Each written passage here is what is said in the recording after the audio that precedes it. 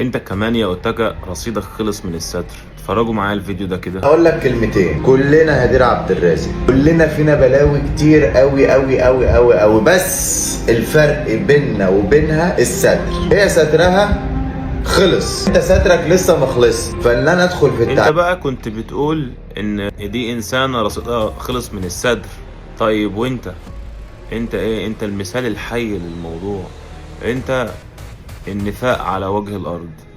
انا كنت عارف من الاول ان نيتك مش سليمة وانك كنت اخد الموضوع ترند. مفيش واحد هيعمل اللي عمله ده ويقبل ان مصر كلها تقول عليه ان هو تفاهم الا لما يكون نيته معروفة، بيركب على الترندات. مفيش راجل بيعمل كده. انت مش راجل، انت انتهازي. انت انتهزت الفرصة بس عشان تتعرف وتتشاف في كل حتة، واخدت غرضك من البنت وزقتها. والله اعلم ما بينك وما بينها، بس اللي انا متأكد منه ان انت وهي واي انسان بيعمل اللي بتعملوه ده عمر ما هيبقى ليه رصيد في الدنيا ولا في الاخرة. توبوا بقى، توبوا بقى من اللي بتعملوه ده، يمكن ربنا يسامحكم.